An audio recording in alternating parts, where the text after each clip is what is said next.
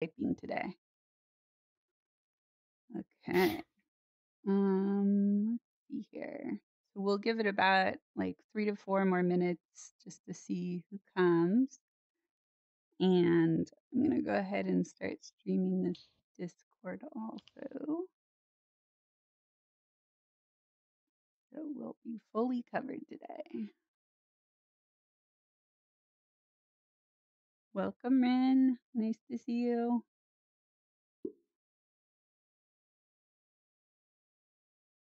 All right. BridgeMakers. No, she paused that mode.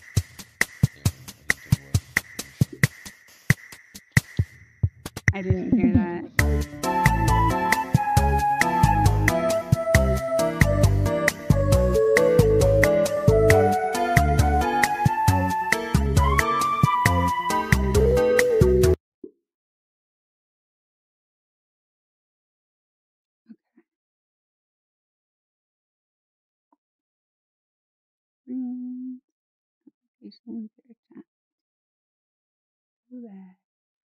Cool. Oh, yeah, hold on. If you're reading my back, let me Wait, make it to where you it's can easier for you to read. Tim's. Oh, nice. I was like, it'd be so interesting if what you say gets written on your shirt. No problem. Oh, do you also want to read my back? Everybody wants to read your back. Yeah, I mean, it's a good thing to read. Oh, You had to move around to read some of the words. Episode. Nice. Yeah. And Norman, have you been to BridgeMakers before? Yeah, it's just supposed to be a little bit of a flavor thing. No, this is my first time. Oh, well, Somewhat of a welcome. walking billboard, How did you I hear guess. about BridgeMakers? I listened to a podcast from Ken Bai, and I got really excited into the conflict resiliency model. And I've been following along a bit, but the time zones are quite away from me. Yeah. Did you at least really get some wonderful sleep? to hear. I'm glad you're here. That's We'll probably why I'm not doing so. probably for the second part, we're going to go to the Mm, conflict I see. resiliency world and do I an think I have, like, exercise. some So kind of, you'll get to see that in like, Oh, I don't amazing. feel anxious Wonderful. about, like, I'm the really whole glad thing you're here. Thank you. I feel like I know your it seems like every time I username. do I've seen have it something before that I'm in doing different the next groups, day but that is yeah. an appointment or something that I need Hmm. to go do or be up for. Something that has a then I Hey, timeline don't Jose sleep. is here. Yeah, like Welcome, Yeah. it's welcome. just I'll do so, the same. And yeah. Dev is But like here. I'm not like Welcome, thinking about Dev. it or whatever. I just like Have a seat. don't fall Just- asleep. Hello, thank you. Come So- find a cozy seat Mm. partner. Yeah, I can provide So, some I don't know. or, if you get in a pinch, See. just post. Say hello to somebody you don't know. I Ask them questions. There's cool people here. it doesn't hit you any sort of way. Hi, Dev Pirate. Let me give it a shot. Hello, Wen. Can I sit here? Mhm. Absolutely. I would love it if you did. Come across any sort of way. Yeah. Thank you. Virtual seating.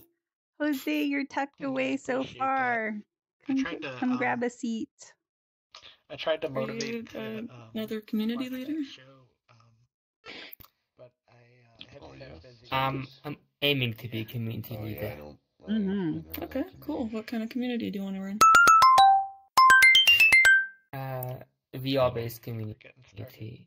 Right now, I'm in the PC gaming community stuff, game Okay. development, but I want to move to VR-based community It's a development. geek. Hello, geek. Cool. Nice to see you. How about you? We've got Scott and Jose and Yeah, Geek. We've got a lot of 2.5 foot tall avatars here We've been doing today. it for almost 2 years. It's kind of segregated. Oh, The 2 foot tall avatars over here. how Much taller. successful were you in 2 years? Itty bitty. That's right. We need booster Well, I chairs. guess it Do you remember depends on how those? you define success, We're but actually, hey we kids, can- guess what? I When like I where was we're a at. child, People phone seem to be books happy. were this big. 850. And you never used them except to boost children in That's chairs. Good. I never. And Discord? Yep. There's a Discord Yeah, and there's a VR this- chat group. It's called Fireside. It's in my groups if you want to look at it. Yeah, But yeah. Fireside's awesome. There's a Check it there's a out. great video of talking with Ren and Tim about Fireside on the YouTube feed, if that's the correct naming of it. All right. Well, let's dive in. I did almost zero marketing for this, and so you are all the core people that remembered and knew and thought, I'm going to go to that anyways, even though I'm not getting blasted with the info on it. So glad you're here. We're going to do some different pieces today. For those of you who have been here before, welcome back. For those of you who are new to this, this is the monthly BridgeMakers Leadership Summit, where I think it was Mary that called this a living newsletter of sorts, which is kind of like it's an update of sorts of what's been going on over the last month, the highlights of it, and then it's a mini workshop where we're going to do some exercises together to learn about our leadership styles and our capabilities and our skills. And we kind of co-create this as we go along. So let's jump in. We're going to do updates today called State of the Bridge, talk about a couple events, celebrations, and then we've got the workshop we're going to do. And actually, I didn't change that. It's not Mountain of Problems. Today it's called Zap or Give. We're going to do some role plays. Okay. I had double pages there. You need to take that out. Okay. Let's talk about streaming. So for those of you who don't know, what'd you say? It's not playing for me. Uh-oh. Yeah. Go ahead and refresh. Yeah, if the slides aren't changing for you, click the reload or refresh buttons here. Resync on the player. Same with me. It's funny. I was looking at my computer, but I wasn't looking at what was up there. the slide's changing for you. Are they changing for everyone? Oh, Yeah, we should be on a growth slide now. yeah. Yeah. Yep. Cool. Click the Okay. little refresh. It got tired because I left it up there for so long. So here we are. Yay. Mhm. Okay. So for those of you who don't know, we are streaming this both to Discord and YouTube right now. And BridgeMakers is a bridge of many layers. So part of what we do is we bridge with community leaders and builders in social VR. But part of what we're doing also is demonstrating the power and use of social virtual reality as a transformative tool. And to demonstrate that, that goes beyond our small circles. This is actually about demonstrating for the world a use case and function of social VR as a transformative tool. So that being said, part of the BridgeMakers community are XR professionals who are incredibly busy and don't always have time to come to the events, but still get value, benefit, and also might be utilizing through our transparency and our Creative Commons attitude, they might be utilizing some of what we're doing here in their own communities. And so it's about growing with the public and also like showing that we're doing this and how we're learning and transforming through it. So this last month, we had some different concerns come up, more than usual on streaming and recording. Mostly, I attribute that to the changing political climate, and it is a more sensitive time in the world to just be out and vulnerable. So on our website, we've got you can see the address down at the bottom there, an explanation of recording and streaming and why we do it. And this is just a basic summary of what we're thinking about and what we're considering around this. Not all communities do this, and many communities that do stream, especially in social VR, are not putting this much structure and work into the streaming experiences. BridgeMakers is definitely defaulting on the super structured side of event, and so it's a lot of prep to get there and a lot of harm reduction framing. But it's really important to me as a BridgeMakers leader, but also as a instructor and facilitator, to model this for the world. We actually are having more and more people come in because they saw our streams and they're joining our communities. And that's helping us find even better fits to really lead this movement. So, any questions about this? And actually, it might not have changed pages for you, but it needs to, because there's a second page there. So yeah, this second page is just some timeout thing. Yeah, I think so. The second page is basically just Update showing enough. what our streaming kind of adventure looks like on YouTube. So we're growing slowly but surely. And then just a few of the reviews from people who get to watch our videos and get really excited about this and then come in. So yeah, any questions about that? Or comments or concerns? I'm concerned if everyone's not understanding that the frames might not be updating, so wondering if maybe I can... Yeah, that's a good question. Does everybody see streaming now?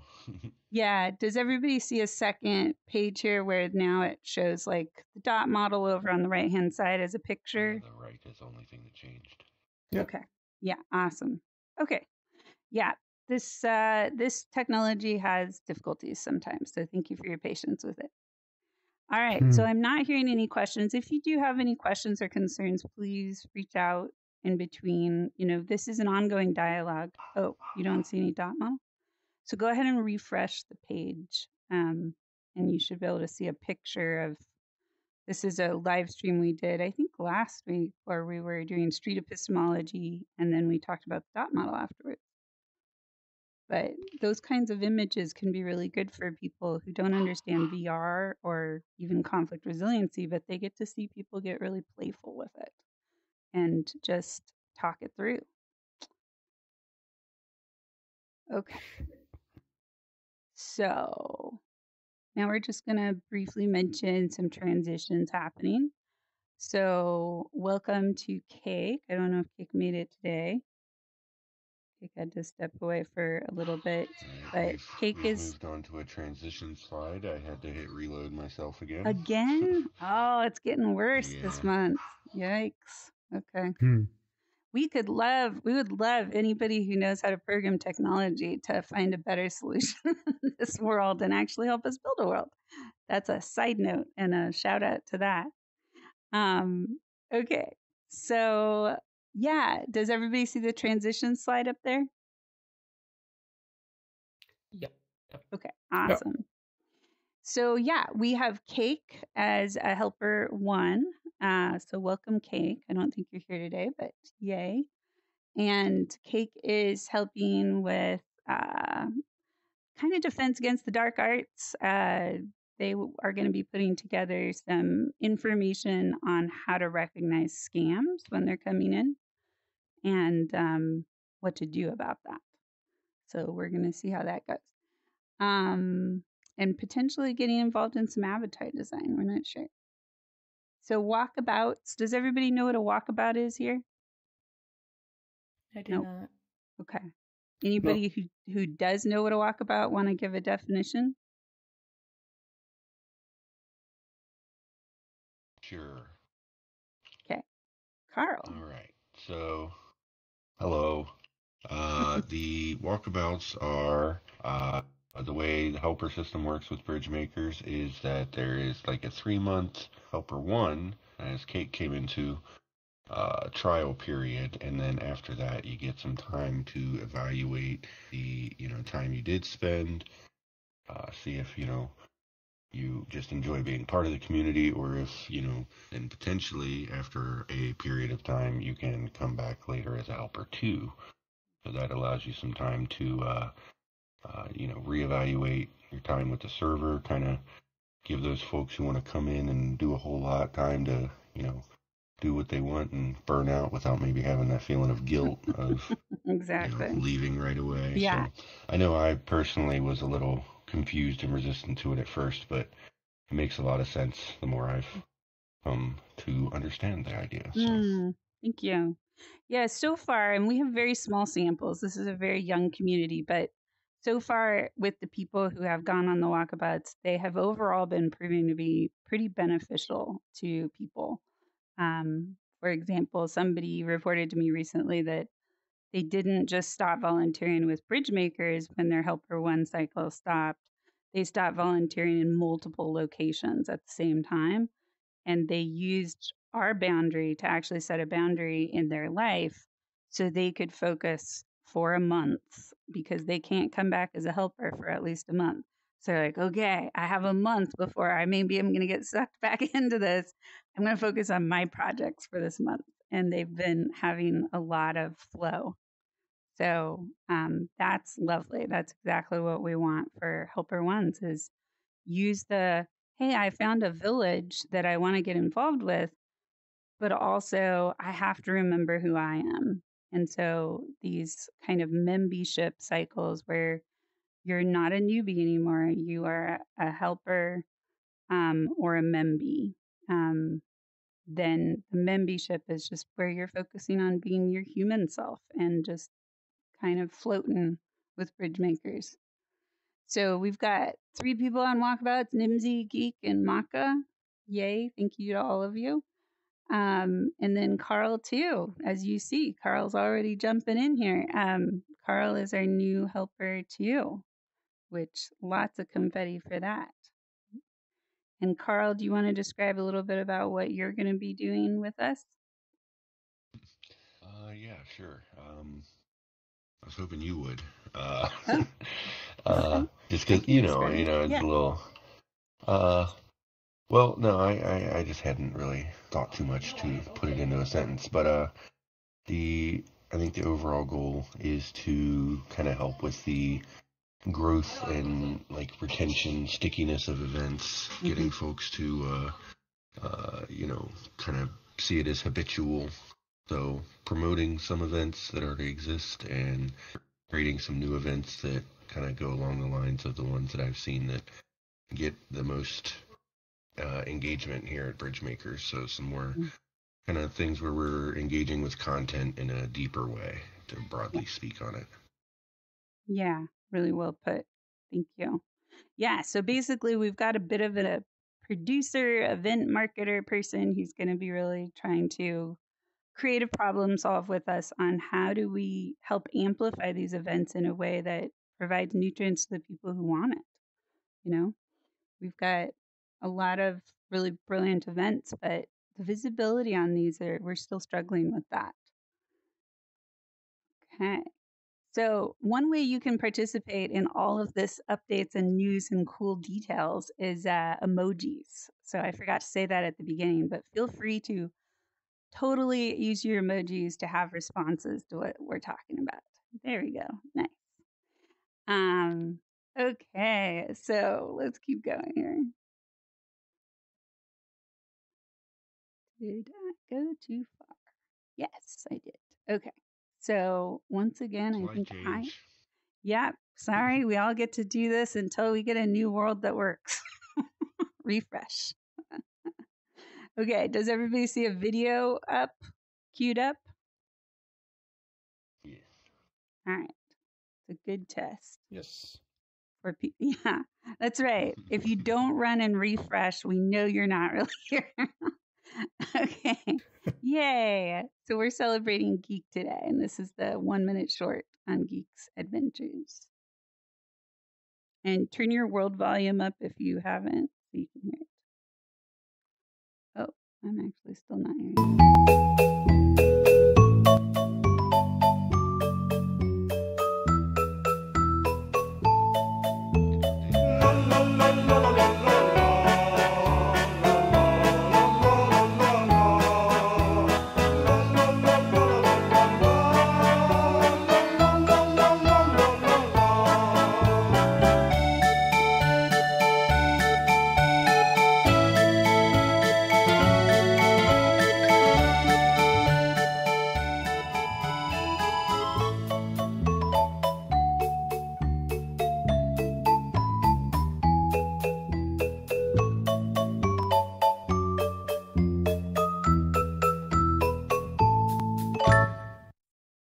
Hey, Geek. And Geek is 2 feet tall, but right down here. Lots of emojis to Geek. We had quite the adventure together right at the end there. Quite the adventure building the adventure. Oh, look at the wow. That I've never seen this avatar of you 15 feet tall. It's really grand. I might consider doing that more often. Love it. Any reflections for you on your helper one time? Guessing you're in desktop. Very quiet today. Oh, okay. I don't see. Oh, there we go. You just no mic. Okay. Okay. Geeknificent will not be joining us vocally today. That's right. We've got a lot of written today. Okay. Well, if you do have any reflections, like you're welcome to type when you can. We're gonna keep going now. Okay. Let's see here. Are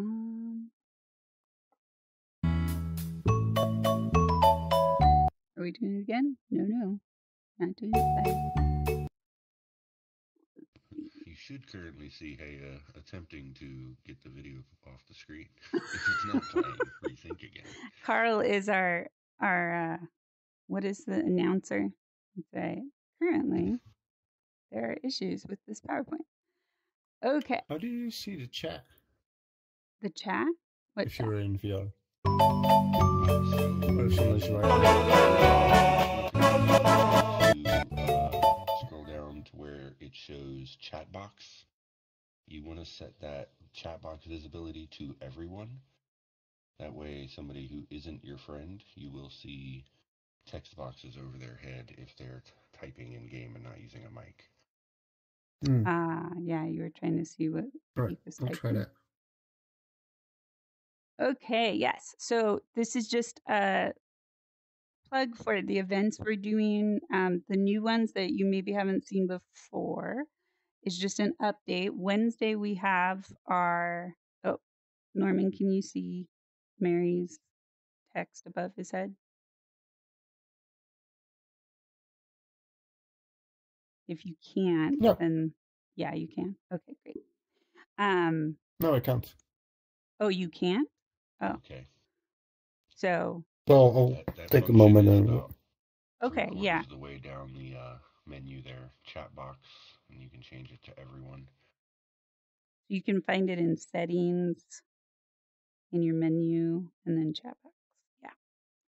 I'll read things out loud just in case, if I see them. So yeah, the things you probably haven't been exposed to before, we're going to talk about Venia's event in a moment. But the other one is we're going to have another co-working moment this Thursday at 2 p.m. Pacific time. And it's going to be having the author, if anybody saw the Freedom 2025 manual, Ethan Bach wrote for understanding the political time we're in here in the United States and what to do about it. And he's going to be joining us on Discord to do an assessment on me to see how ready I am for this authoritarian shift that we're going into here. And so that's going to give everybody some exposure to the manual. What did you say, Carl? Is that going to be recorded? Yeah, I am planning to stream and record. I don't know how long I'll have it up because I'm guessing he's going to be asking some very detailed questions. So it might be a highlights event later on. But if you happen to catch it at the time, you'll be able to see it. Yeah, it's gonna be interesting. I'm sure that we were joking the other day, Ethan and I, that he asks a whole bunch of questions based out of this book, and he's put it into an AI, and so he goes through this assessment. We were like, yeah, it's on a scale of how fucked am I, basically. And he's like, yeah, we'll give you a rating at the end. I'm like, I'm sure it will be poor, but we'll see. Hopefully not. It'll be funny at least, sort of. Okay, so the next slide you should see up here is called Civil Discourse and Social VR. Do you see that? Wow, we never had to do this last time. This is getting interesting. I don't know if it is some activity things. I know once we got sort of started last week, it was fine. Yeah, but I've had these PowerPoints before and they've never been frozen up like that. So I don't know what's going on. So this is, we've been doing this once a month series with Venia, who's one of our core advisors with BridgeMakers and an expert on community design and building civil discourse online. Venia has been teaching us about things like wicked problems and understanding the cognitive things that happen for leaders where we start to believe and attribute people and the views that they have as evidence of their personality or worthiness. And so each month, Vinny is teaching us more about this. And then as a supplement, we have a weekly, in between these events, we have a weekly time on Sundays where we do something called street epistemology. And we have civil discourse about uncomfortable things. Many of you have been to that. And then sometimes we'll play with the dot model at the end if it feels relevant. So, any questions about Venia's event? Okay. Who's thinking of RSVPing? Because basically, if we don't get 8 people to sign up by Next slide. Yep, next slide.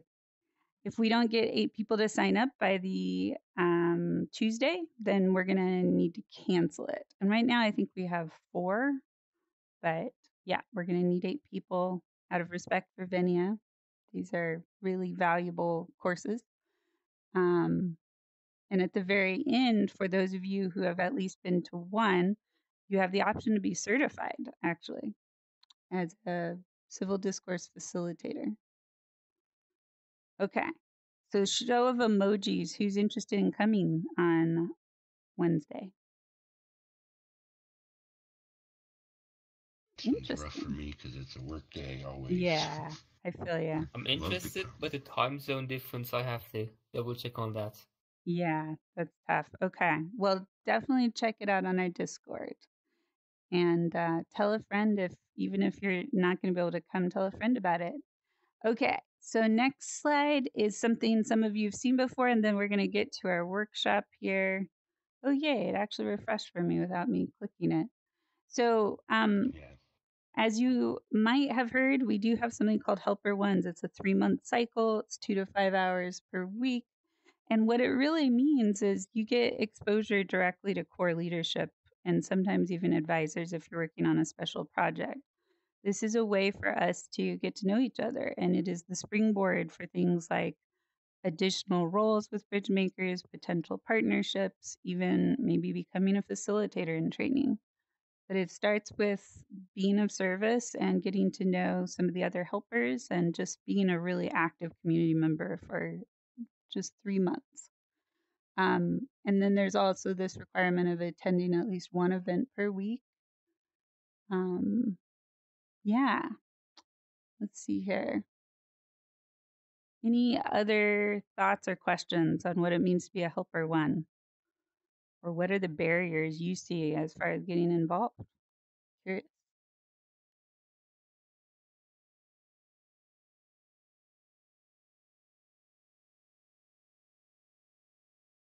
Y'all thinking about it.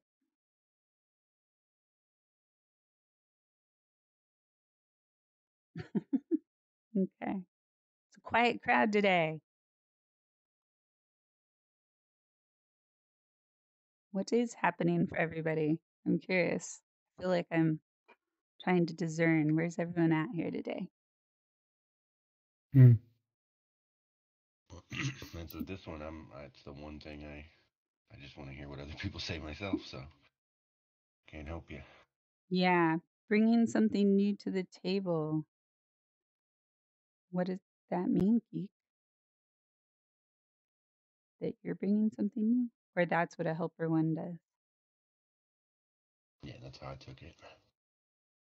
You got something new that the table could use? Bring it. Yeah, so we actually also have a list of different things helper ones could join us in. Most helper ones so far have seen the list and then mostly done their own thing. And it's a mix, right? The bridge is what am I personally full of passion about, and what does BridgeMakers needs, and how do I weave that? And so the helper one cycle is just trying to give that a go and match that up. The helper two cycle is where it gets more like committed and practiced. It's a more responsibility position. But this one is just basically a way to really get to know this community up front and do it in a time limited way. So the next slide, if you can't see it, is just playing a little video of like how to join and become a helper. The thing that I don't have a slide for, but this is a good place to let y'all know. Basically, for people who have not attended events or introduced themselves on the Discord, within the next week, the majority of the people in our server, I would say, I didn't count. Actually, Mary probably knows better than me, but at least 100, maybe 150 of people on the server are going to be put in a category called maybes. MAYBEE. There's a B theme through all of this.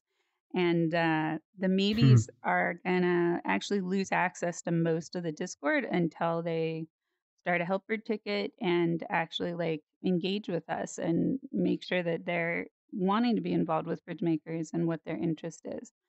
And the goal is going to be to get everybody to introduce themselves as a first layer.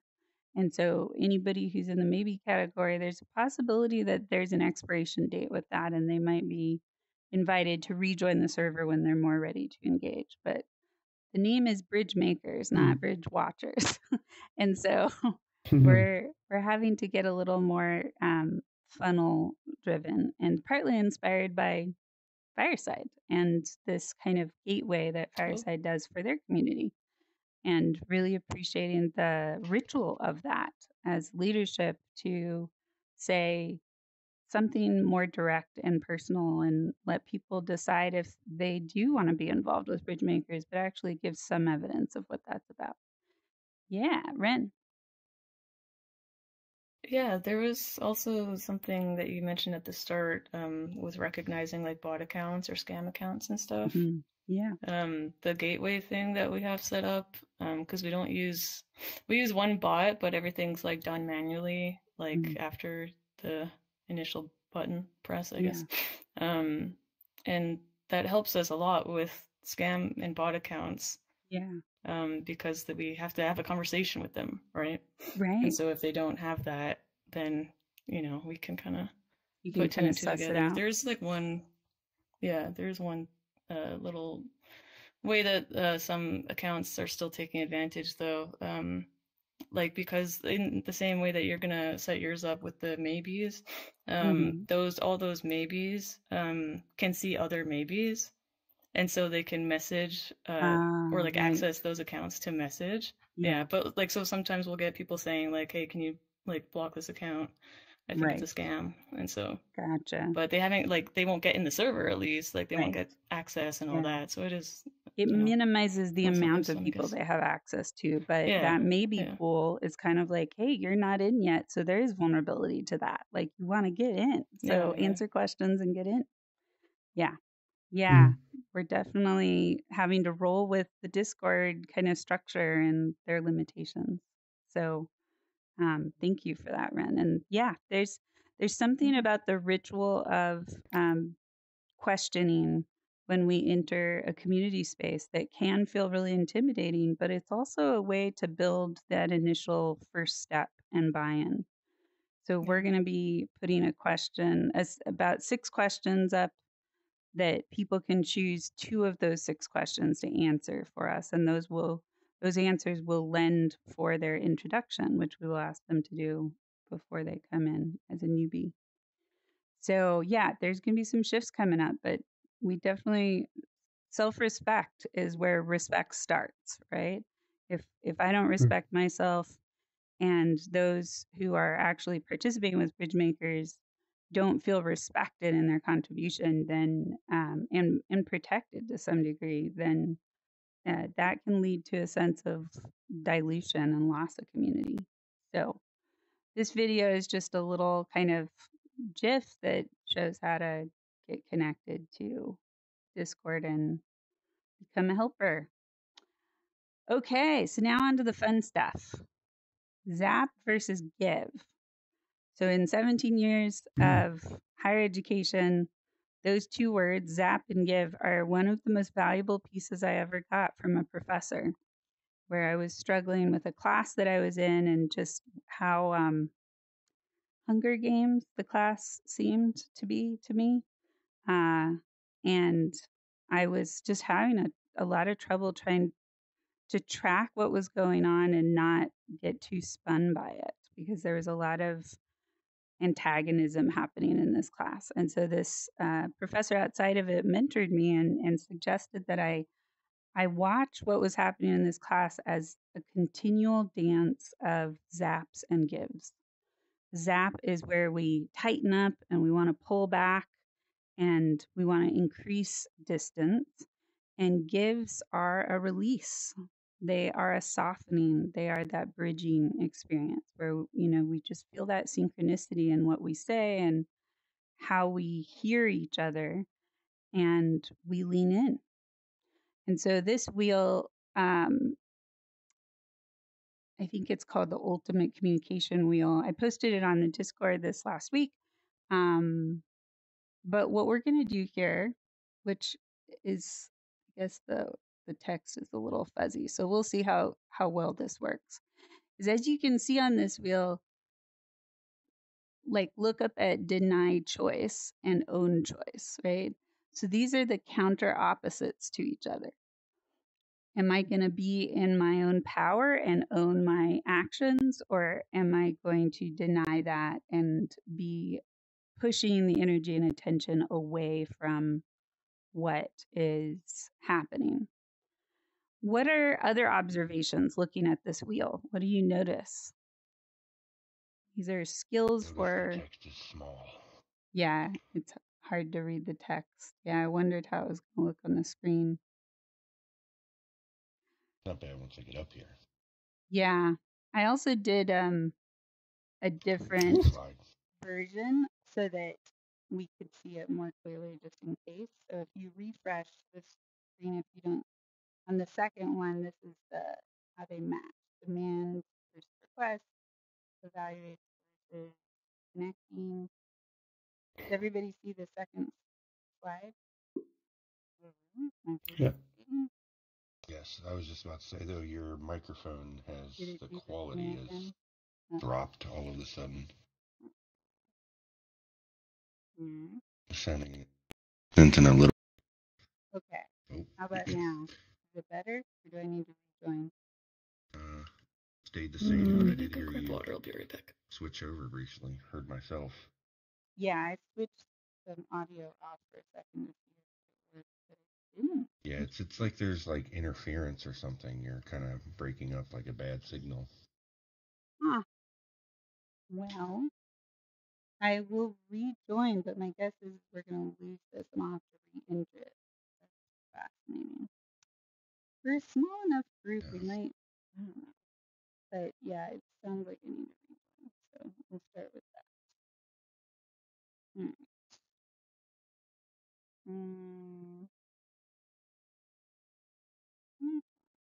Oh, apologies, folks. I think this is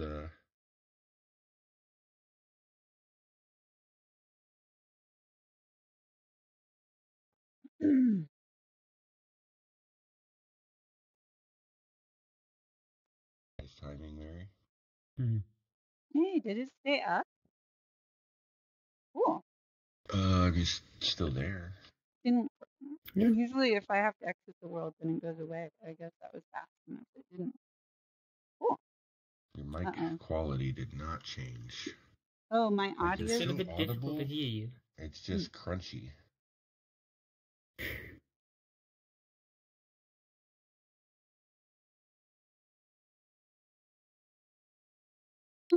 Is that better?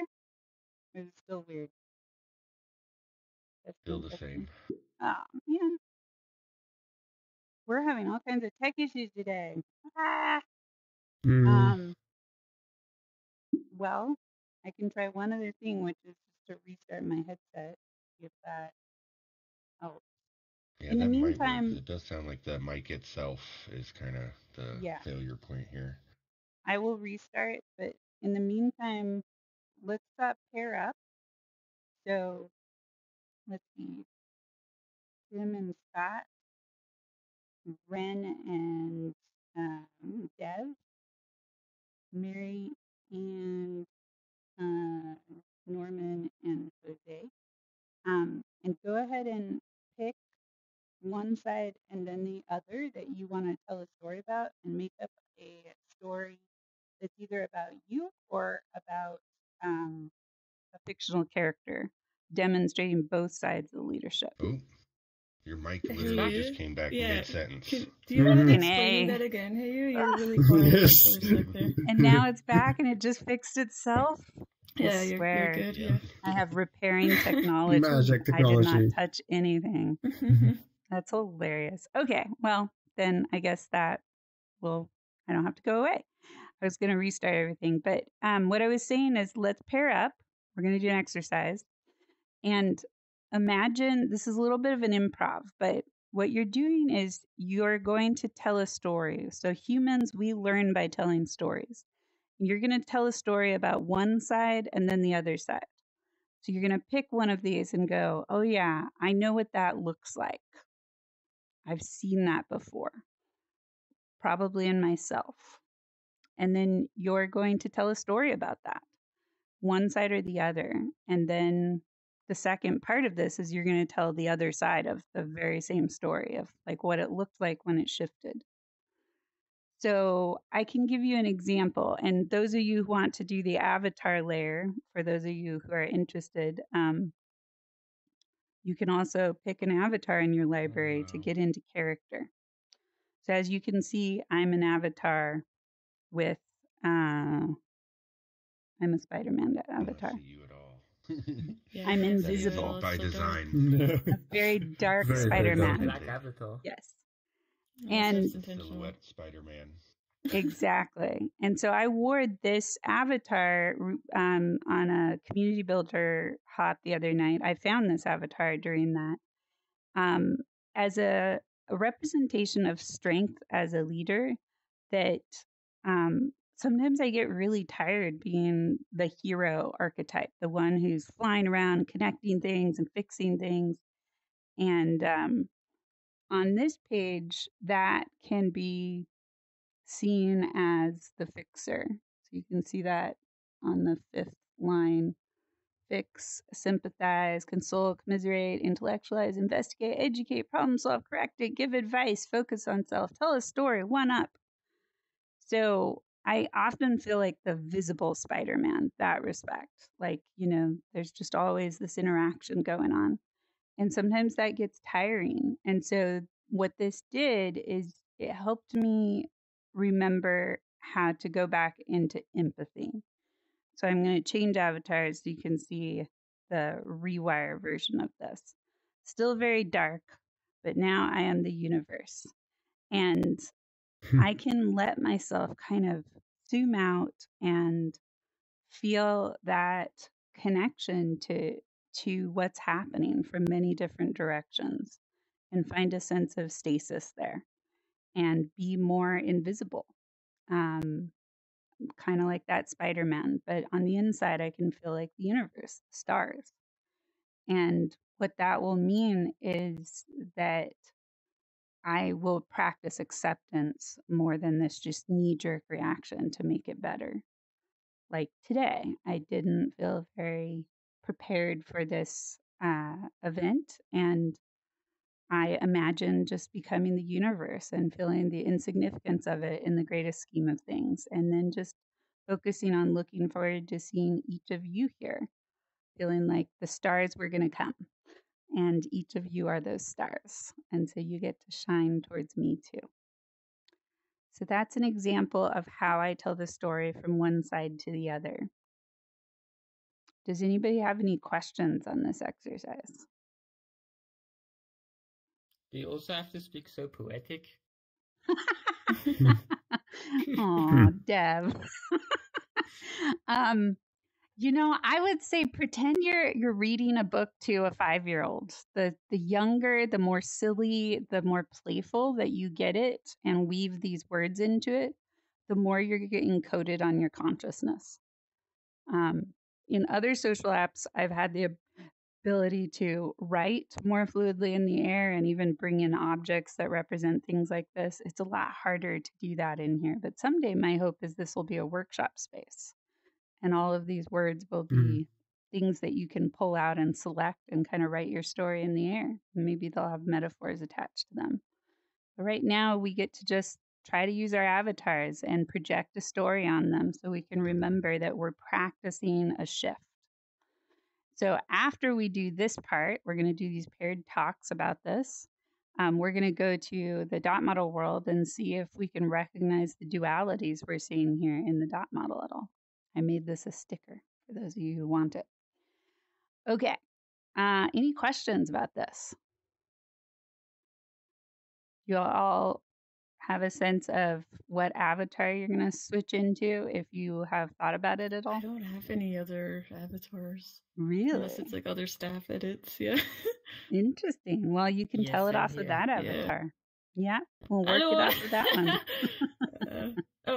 This one, yeah. Not a staff Yeah, one. yeah, you can totally.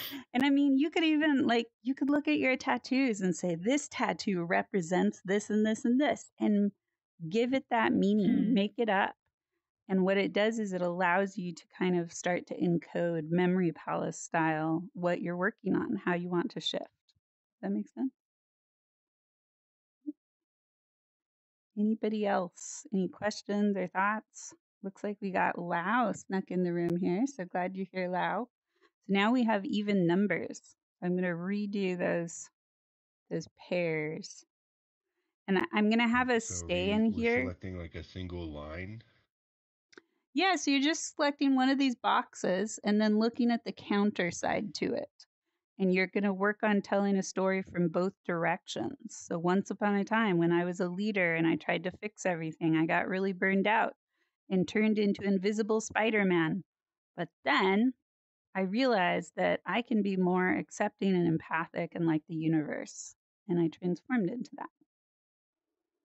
Does that make sense?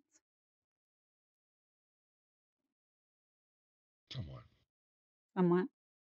Be creative. Don't do it the right way. Do it your way. That's going to really help you remember it. This is the goal of these workshops. You're not going to fail this. It's just about practicing being playful and learning something new. Does it have to be a single row, or can you pick any one from Alien? Anyone from Connect? Do they correspond directly across, or are they all just? Yeah, they correspond directly across, right? So demand versus request, evaluate versus connect, deny versus own, react versus respond. So they're mirrors, and I'll give you a little spoiler alert. So in the dot model, the world that we're going to go to mostly just has the cues and tools for the scarcity side. So the dot model would be really going off of the alienation from the deep end of things. But there are other layers to it that are about abundance and recognizing the liminality of our relationships. And the abundance side would be the connect side. These are frames, by the way. I can feel very accepting and zen and like I'm empathizing, and I'm also doing something. I'm doing an action. And you could all frame me as being the burned out hero that's just fixing everything and totally in a reaction mode. Like, these are perspectives, and it doesn't mean just because I'm doing those behaviors, it comes across that way. I love the new avatars I'm seeing some of you switch into. And for those of you who aren't going to switch, that's okay. It'll be still curious about your story. Okay, so again, don't do it wrong. Do it your way in a way that works for you to learn something here. That is your responsibility. So, does everybody remember the matches, or was I really fuzzy? Ooh, we have two Woodies here. That's awesome. Maybe we should match the Woodies up together. You just like Woody popped up and from Woody. behind the chair. That's right. Ooh. Look at that. We're getting playful. Playful is good, people. All right. So Woody and Woody, maybe? I think that'd be hilarious. You two are paired. Go ahead and put yourself on earmuff mode. And I'm going to have us in here for this part of the exercise so we can, if you need to run back in, you can see. So the walls are transparent, or you can run through them. So when you get paired up, go ahead. Howdy, partner. That's lovely. So go ahead and pair up with each other. So Woody's, you can take off. Okay, so Ren and Nearly Norman, I'll have you go do something. Okay. Tim and Scott, and Lau and Oh wow. Carl, and then Jose. Oh, I thought we had even numbers. Did we lose someone else? Interesting. Okay, so sorry. Jose, I'm going to put you with Tim and Scott. And again, earmuff mode and try to find a corner away from each All right. other. Scott, And where you got we about going? 10 I go minutes. first. How about we find a corner outside the Start wall? I'll follow Really, you. Norman, hello. Like outside. Okay, let's Yeah. go to this corner over here. Evaluate and connect. Yeah.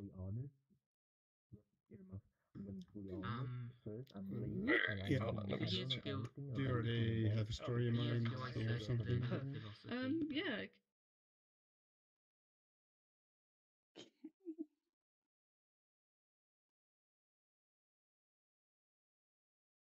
Very good at just like making stuff up like that, but I can use a lot of real world examples.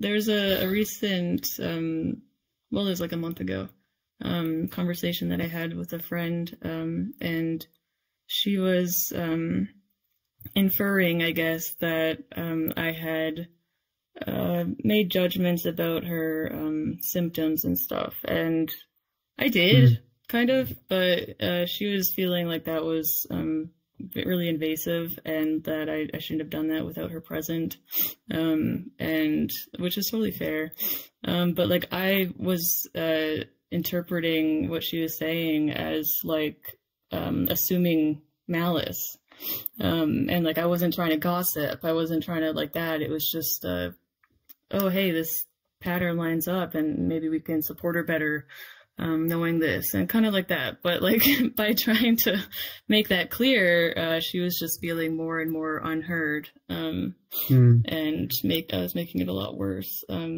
And I usually am pretty good with holding space and whatever, but in that conversation, like I pushed like 3 times where I was just like, it wasn't like that. I feel like if you knew how it was, you wouldn't feel this way. But like, that's literally invalidating how she feels. So we ended up having to take a break because it wasn't being constructive. And within like an hour, like I don't like leaving things unresolved like that. But obviously sometimes it's necessary to take a step back. And come back when you're cooled off.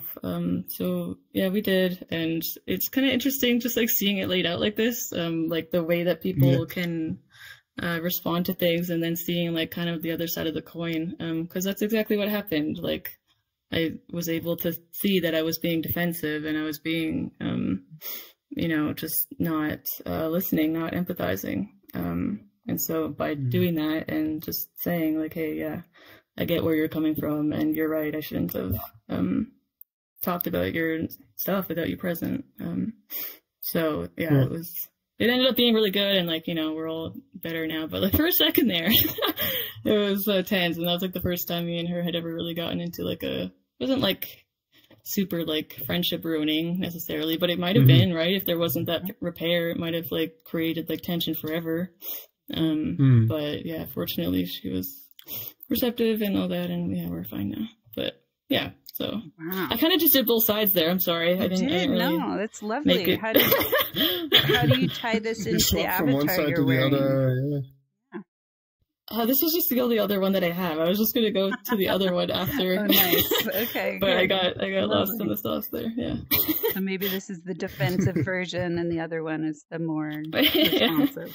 Okay, Yeah.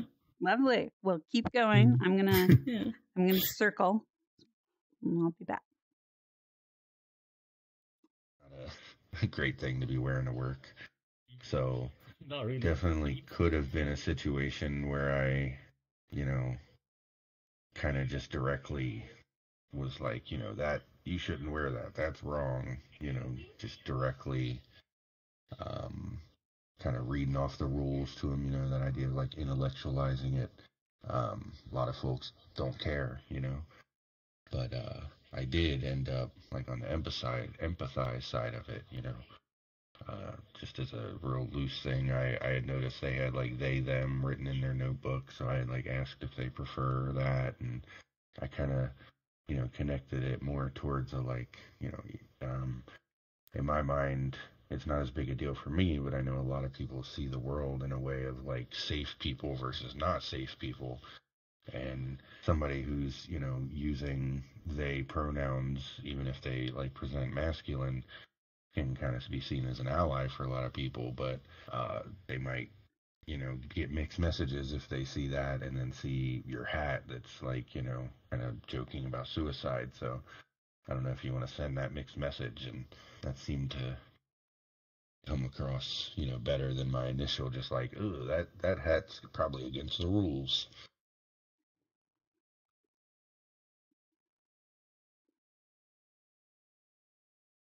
All right, so that's my anecdote. And I cheated and used one I already told. You did cheat, but also, how does this connect to your avatar? Oh, right. Well, like you were saying, I found this at the World Hop the other night, and it is one though that I love and will be using regularly because it does fit my kind of vibe there of like, yeah, like connection seeking a little bit, like kind of encourages people to comment on like, oh, you're the clown guy, you wear all those weird avatars, you know, and but still like I generally don't get the like scary off-putting ones. I try to get the ones that are more appealing, connecting based rather than just shock value, which there are plenty of too. So this one is embodying the more curious side. So the second part of the story that you told. Yeah, and even maybe a little bit symbolic with the like eyes covered, like, you know, I can see out, but there's a little bit of my inner self is being hidden to a Ooh, degree that's in the interesting. role. Yeah. So maybe it embodies both what people pick up on. Cool. All right, well, keep going. I'm going to keep going too. See here. What do we got?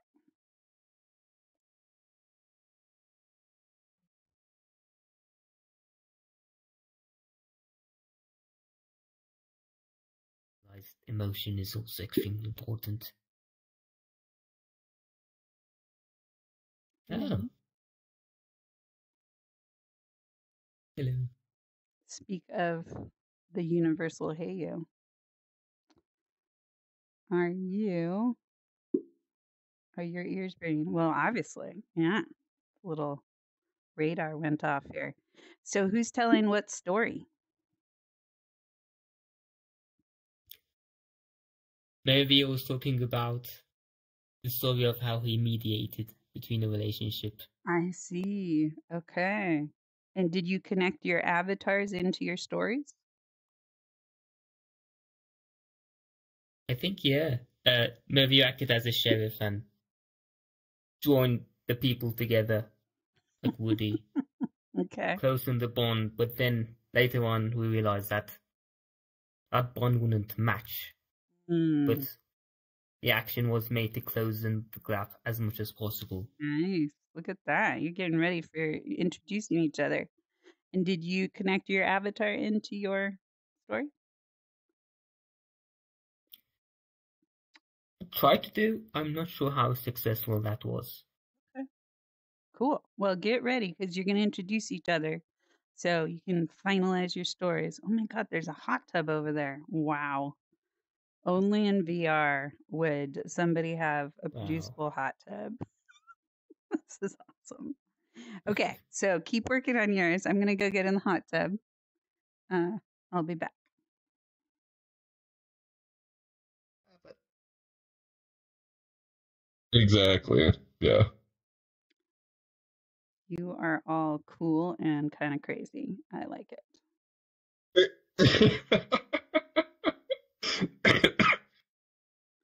For those of you who can see Yeah, the hot tub, it's all part of my story. Yes. Okay, so just checking on groups. How is the story making going?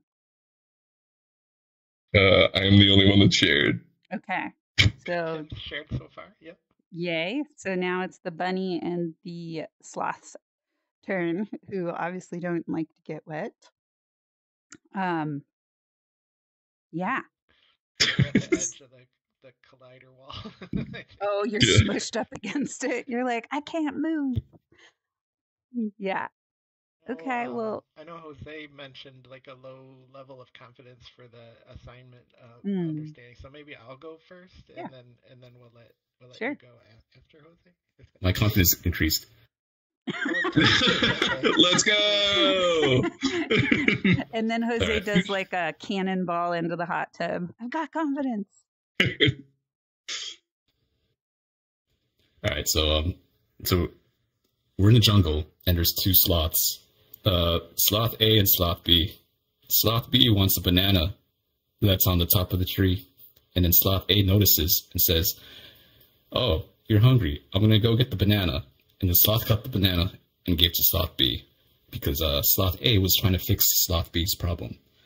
But an alternative side would have been sloth A would have asked sloth B, "Why aren't you getting the banana? Is there something like is there like a mental block that's preventing you from climbing up and getting the banana?" Trying to like understand and empathize with the sloth B's predicament and why sloth B is not reaching for the banana. Even though I know sloths don't eat bananas, let's just pretend that sloths eat bananas. Love it. There, that's my story. I got it, and I'm trying to connect. So there's a fix element there, and what was the antecedent to fix? Curiosity. They're running to do their homework. Oh, it's empathize. So fix and empathize. Got it. Yeah. That's a cool story, especially because if you come over to Horizon Worlds, I have a whole game based on exactly this. So it's like you've been there. Very cool. Crazy. Whoa, that's cool. I know. It's got a squirrel What about in you, Scott? nuts. Yeah. Your turn, Scott. Um, And then probably 5 your more story? minutes, and then we're going to circle back up, and everybody's going to introduce each other, and we're going to go to the next world to do that. Okay, keep going.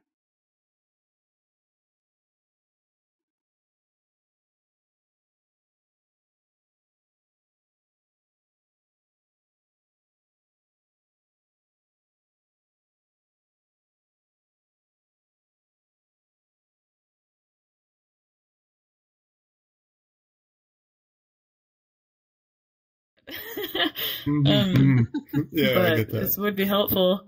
5 more minutes, and then we're going But to sometimes- introduce each other to the bigger group. So get ready for that.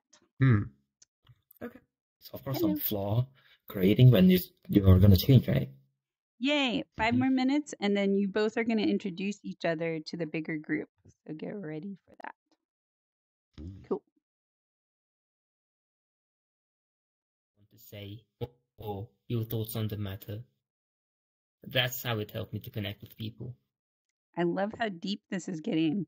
5 more minutes, and then we're going to come together and you're going to introduce each other and talk about one thing you learned from each other's story. So I'll call us all back in a little bit. Okay, keep going.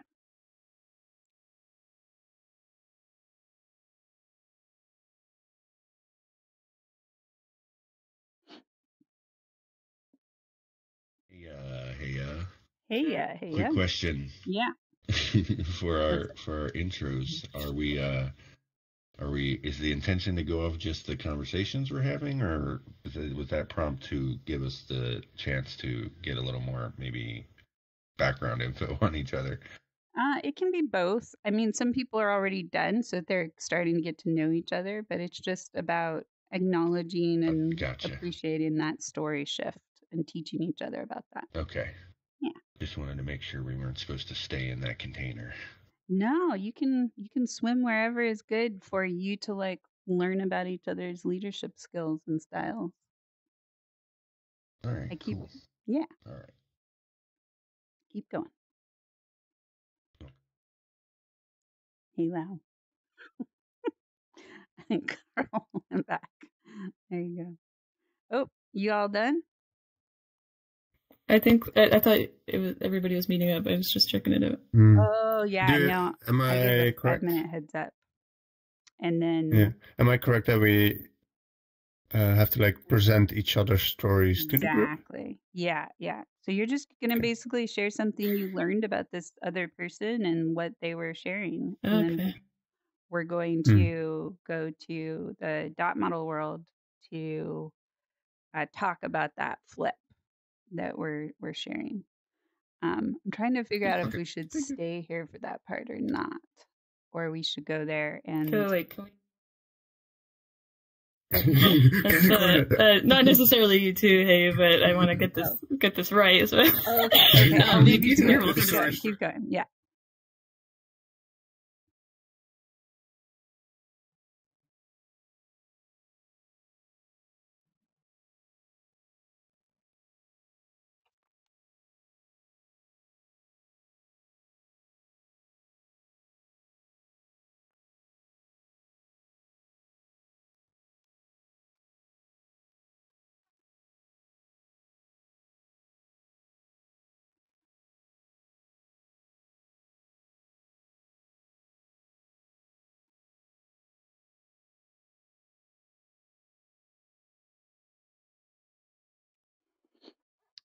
Okay. Yeah, I think we'll stay here. And that creates two different kinds of thought processes. I'm not sure. Okay, so start Hands up. getting ready. You are the 3 pair, so one of you will introduce each other, and we're gonna meet up in 1 minute. So have a seat as soon as you can. Bringing the emotions together. Okay, we've got 1 minute. Have a seat as soon as you can. Okay, You know, the same 1 thing. minute. Have a seat when you can.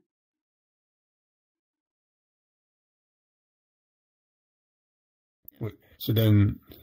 Okay, 1 minute warning. Have a seat when you can.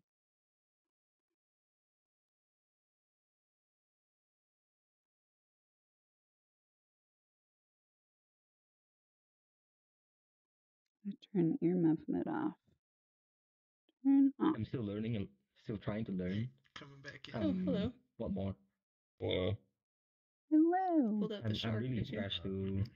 well, yeah, I had to make a story. Yeah, your English is really good. I've been impressed. Okay. I assume Did you you are think sit in the we're- hot tub as well? We're pretty I close. did. in America. Yeah. Nice, classic. No, I'm Malaysian. Like we That are. was part of like my 12 story. hours or 14 hours apart. It is part of your story. Okay, That so give me enough for an intro. We're is everybody here? Yes, maybe. Yes. Okay. I think my partner is just going to the washroom really quick. Oh, okay. Of course. Yeah. I know. We go straight through. Hour and a half. Boom. All right. So looks like everybody's back. So question for you all. The harder version of this, but maybe more fun, would be to go to the dot model world right now. And then we can have our big map of polarities to do this presentation of like each other on. But the easier version would be to stay here and have you all just walk up and like present it in front of everybody. What would you prefer? Are you up to the challenge of going to a different world to talk about this? Yeah, I say make them chew on the dot model while we're doing the Yeah. It's kind of the next level of learning, basically, of how this is a I say polarity. make that in. How the world.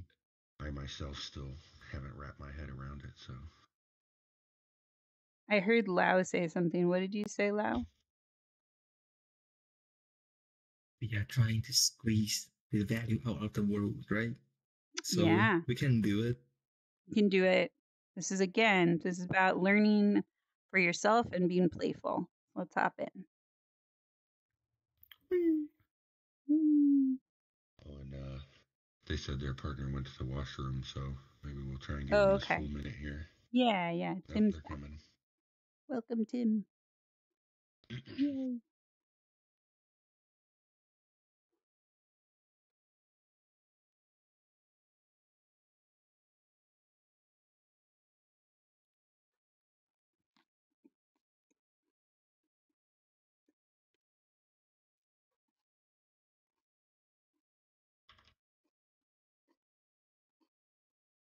Okay. We've got everybody here. Yeah. Actually, it's interesting because I wonder if that sticker would actually work here. I'm going to try putting it up. You're like not allowed to play stickers. Did you say you're not allowed to play stickers?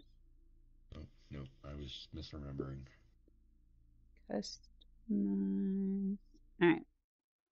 Let's see if I can get it to be kind of big. Oh, that's the biggest ticket. You can technically read this one better than Beautiful, Scott. than the PowerPoint. Okay, so let's all stand around this chart first because this is what our stories are based off of. And then we'll go look at the dot model afterwards and think about how do these layers transfer. So we're going to do intros and you're going to introduce. Chart here. What did you say? There's a sticker on the wall here. Yeah, it's a sticker. I didn't see chart here. Yeah. You might not have settings letting you see non-friends. Oh, you can't see the stickers or sticker, something Dev? like No, I don't think I can. Interesting. It's Can okay, everybody? I'll go with chart. You can go on. Can everyone that. else The see it? simplest way, mate. Are you friended with Heya? I can see it. Yeah, maybe you can like try to Yeah. put the sticker we're again, friended. so maybe that fixed it. Sure. You think that'll work? I'm down with it. Yeah, if you're friended, I don't see any other reason why it would. So I took the that's interesting. You can turn visibility off. Can everybody not see it now? Oh, I still see it. Oh, interesting. Still see it. Maybe late joiners don't see a sticker that was already placed. Oh, I guess I can turn visibility of stickers off Yeah. for myself. That's probably it. All right, let me try I again. joined a bit late. Yeah, so it I'm could not sure be. if when you Maybe join Dev the has school, that so on be Right. visible. themselves. Okay, can you Just see it open now? up your radio Yeah, I can menu see and it go now. into stickers. Okay, that was good. it. Yeah. I'm glad you told us. Thank you, Dev. Yeah. So, Thank you. let's stand in a circle so we can all see each other. And then let's do our intros. So who would like to start with introducing the other person's story? Somebody else in your paired group. It looks like, was it Mary or Deb? Mary. Okay. Go Mary. Mary's typing. So maybe we'll have, who is your counter? Dev? Maybe we'll have Dev introduce you while you're typing Dev's story. Oh, sure. Let's get Okay. all formal. Come stand in front of the chart. Yes. I'll get out of the way so you can both stand in front of it. Come on, Dev. Hop in front. Yeah, Mary was talking about how he had to mediate in a relationship. He tried so much to bring those together by trying to bring them close and talking to them and I think reasoning between them. But eventually, what he realized by consulting with Heyer was that she had to mediate between the feelings of the people other than the reasoning. So she sat them down, talked to them, and asked them to express their feelings for each other, of how things work, what's the problem in their relationship. And from that point on, we reached the climax of their relationship. It hasn't. The issue was so close to getting solved, and it wasn't closer than ever before.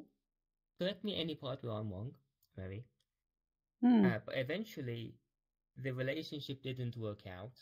You know, sometimes things just don't work out. It's like having a magnet and putting the same bolts together. It just doesn't work.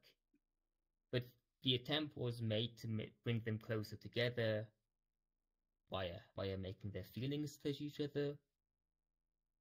And that was very interesting for me. Because sometimes we try to go about all stuff with reasoning, with logic, but at the end of the day, we are humans and we have to consider the entire aspect of what we have. Lovely. Did that go a gist of it, Mary? Yay. Thank you so much.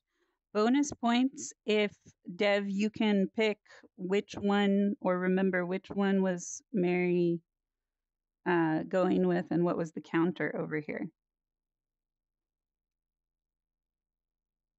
I think it was fixing and empathize. Is that correct? Fixing and empathizing. I was so involved in the story. Yeah, no worries. I'm glad you got it. All right, good job. All right, Mary, your turn.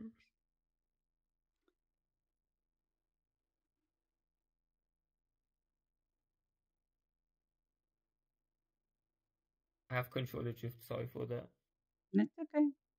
So Dev told me about how he used to evaluate people a lot. Yeah. And react to things they did or said that, for example, weren't accurate. Yes.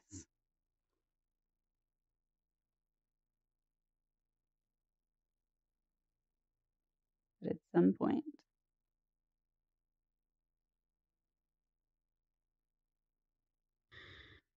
he took a step back and accepted the difference between them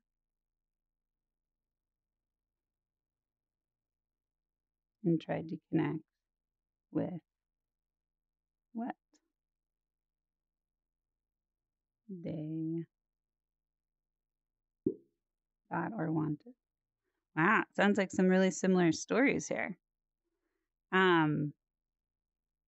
So Mary, which ones was Dev working off of up here?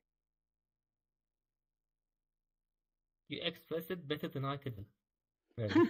Evaluate and connect with. Yeah, beautiful. And then I'm curious. I know I snuck around and listened to some of your stories, so I know that people were stretching to apply their avatars, but I'm curious if everybody looks at Dev's avatar, how do you see that avatar connected to this story? Going from analytical and evaluative to connecting with and noticing others' feelings, other needs, your feelings. Oh, so Woody was the first one, and then this is the second one for you. Awesome. Yeah. Okay, so how do you see that shift? What about this avatar embodies the connecting with?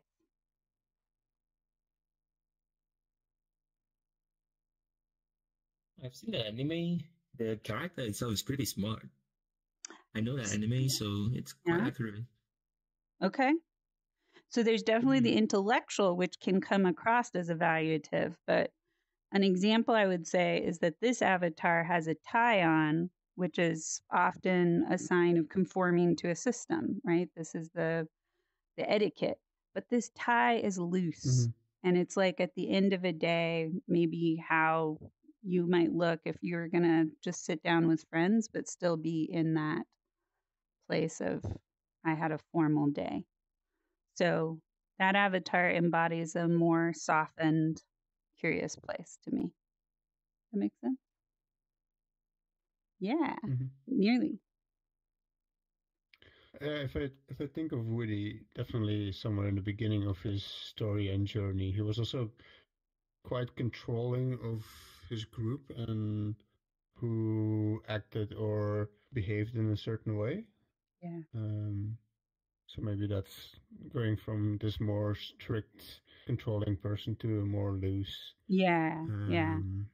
Lovely. Not taking the authority, but just being present. Yeah. Yay. Good. And I love that you both had Woody avatars. So apparently you are still in the accepting, empathizing as Woody because you stayed in that avatar. Okay. Thank you. Thank you. Who wants to go next? Thank you. He's a complex character. That's true. Woody has lots of feelings. All right, Rin. Norman, let's go. Rin and Norman, hop up here. Woo. Yeah. Nice. Go for it. Who would like to go first? Do you mind if I go? Yeah, go. And I'll switch maybe characters as well. Okay. So Norman told me about a situation with a friend where they had said something that maybe wasn't even necessarily meant to be hurtful, but Norman took it like he was hurt by it and took it personally, was offended by it, and in communicating that he kind of assigned guilt and blamed them and I guess maybe made them feel bad for making him feel bad. And yeah, then I guess since that happened today, there's still potential repair there. But then he changed into a different avatar to represent how he thinks he might respond better in that situation next time, or how to repair. And that was just to be vulnerable and to say how he really felt, how that made him feel, and yeah, maybe explain and be transparent about why. So, and this avatar kind of, he worded it like, it just feels naked, whereas the other one had armor and everything, which I thought was a really great, contrast there. And that is kind of how it feels to feel vulnerable, because you can feel exposed and all that. So, yeah, that was.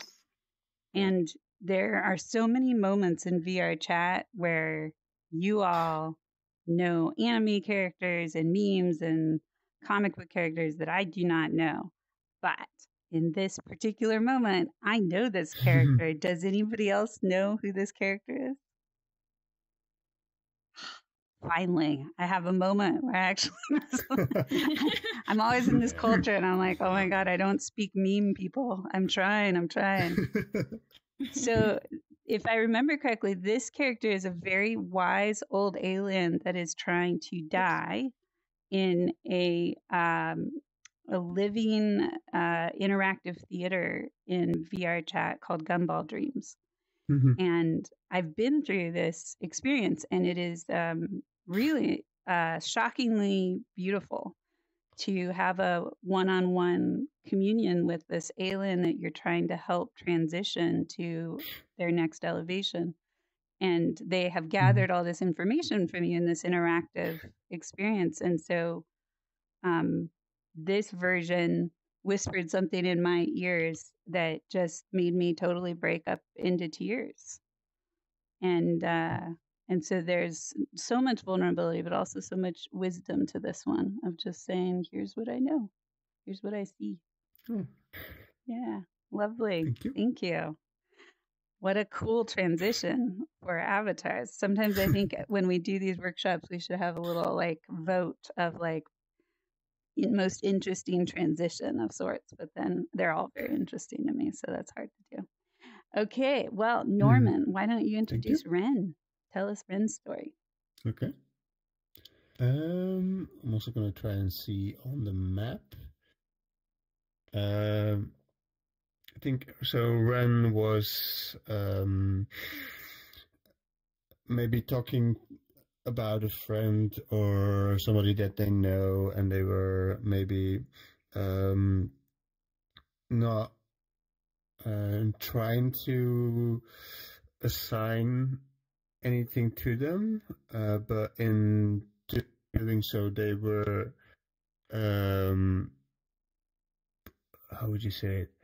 I think they were more in the area of trying to fix the person or put something on that person instead of trying to empathize with what that person was going through, or just being open for that person's experience.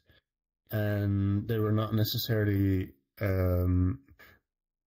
they were also not necessarily like taking account of that and trying to say that they were doing it in with the best intentions and trying to do it in the best way for that person. So I think it's more in the area of fixing and justifying instead of like empathizing with that person. Yeah. Hope that's correct. Yeah. Awesome. And so from everybody who's listened to this, what do you see about Ren's avatar that embodies this transformation from maybe judgmental or discriminatory to empathic and recentering?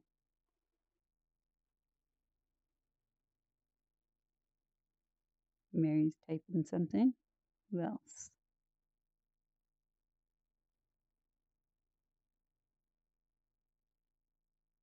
All thinking about it. Red hues could signify judgment. That's true. Yeah. Ooh, nice. That's actually a really good way to put it. Yeah. So red hues signify judgment. Meanwhile, sitting pose shows the opposite.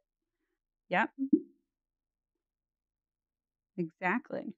That there's a calmness, there's a presence, very warm. You are your own fireplace, roasting and also being a warming presence. Yeah. Wow. Does that fit with why you chose this avatar? Or was it deeper and cooler than you thought it? No, I just really like the base of it, but yeah. And maybe that's why I go in this pose a lot. Like this is kind of my default go pose. So yeah, maybe I unintentionally trying to be more like, approachable and stuff like that. There's a presence to you for sure. Yay! Thank you both. That was wonderful. Okay, who wants to go next? Thank you. Little did you know. Go team. Okay, the shark and the sloth and the bunny. Let's go. The creatures will ring us out.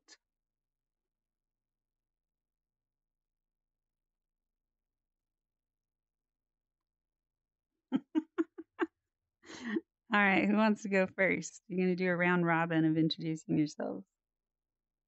I guess I can. There. Okay.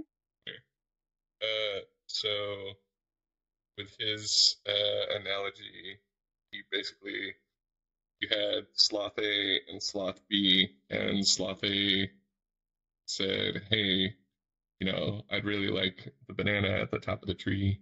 And then Sloth B, in one scenario, went and got said banana, and then it give it to Sloth A without really any sort of conflict there. But then in the second scenario, Sloth A is kind of, hey, I want that banana out there. And then it's just like Sloth B responds with, well, what's stopping you from going and getting it? Is there a mental block? Is there something that's like keeping you from doing said things? So I think in that it was very much like the fixing and empathizing, where one is just like, and you empathize with them, so you just go and get the banana, or like the other one was just like, well, why can't you do it? What's stopping you from doing it? Why, you know, what is the barrier that's keeping you from doing it? And in that, you're embodying that phrase, are these two sloths at those different times? Probably. I don't know, Jose. Are they two sloths, different times, or the same sloth? Probably different, same slots in different dimensions. Yeah, different dimensions. So that phrase, teach a man to fish versus give a man a fish, right? But in this case, when we go into teaching mode, it can actually be the fixing also. And so Jose's sloth scenario actually went into that teaching. Some of the best ways to teach are asking questions, right? Because the question allows for a journey. The question starts with the word quest, right? Question. I'm going to give you a quest and see if maybe there's a whole amount of scenarios of why that sloth is not going to go get that banana. But instead of being like, well, you should climb trees to get the banana, it's like, hey, what's keeping you from getting it? And that's the entrance to empathy. Let me see from your sloth feet what this is like. Lovely. Thank you. Oh, Tim. Okay, so Jose, who would you like to introduce? Well, actually, Okay, you should introduce Scott, so Scott can introduce Tim. Yeah. We won't have the loop. Okay, yeah. Yeah.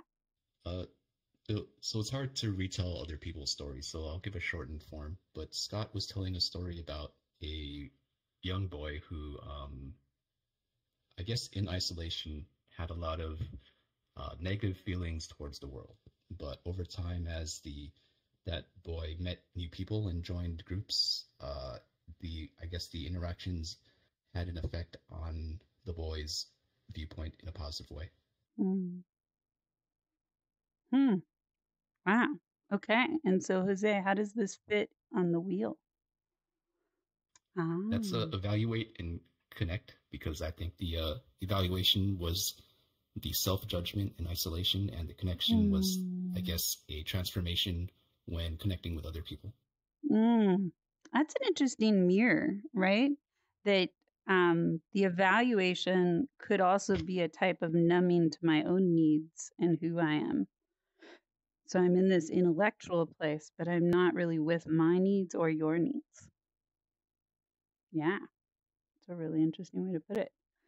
And who wants to see? We just saw Scott change from a sheriff bunny rabbit to the Mew. What do you see the qualities in that transformation between avatars?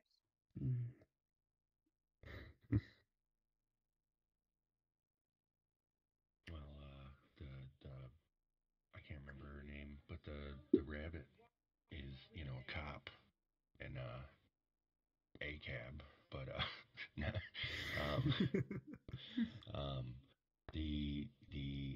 it's bothering me. I can't remember her name, but that is more, the idea of the moderator, the conflict resolver, just kind of following the rules and letter of the law idea. Uh, and I mean, I'll go even deeper with Mew. There, Mew is like in the first Pokemon movie, Mew is like the Deus Ex Machina that comes in and actually like connects everybody and kind of fixes the problem, and makes the actual like even though Mew doesn't like talk, it's like emotionally resonant and like this very in tune with people's souls kind of creature. Yeah. Cute and soft and fluffy on the outside, but secretly suspicious. Ooh. Oh. Mew got big. Called Mew out.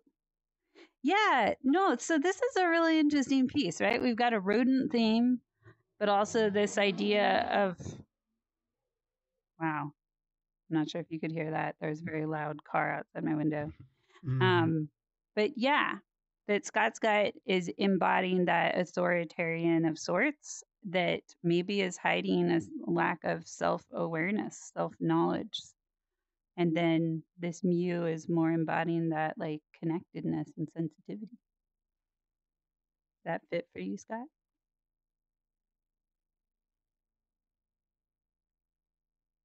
Thumbs up. I don't think I've gotten to hear your voice today. Wow. Okay. Well, Scott, you get to tell us about this giant shark here, ready to go.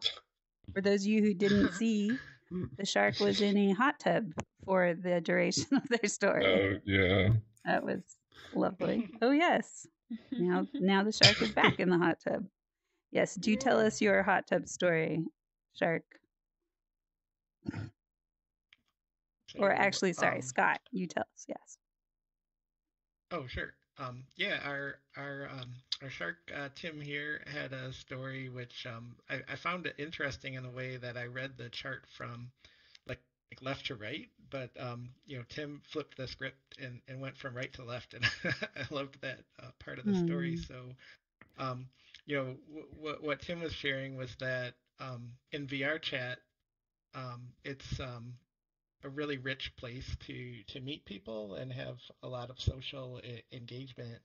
And one example was in the Black Cat, in a scenario that called for the hot tub and led to lots of fun together and dancing and sharing of Discord and email contacts afterwards.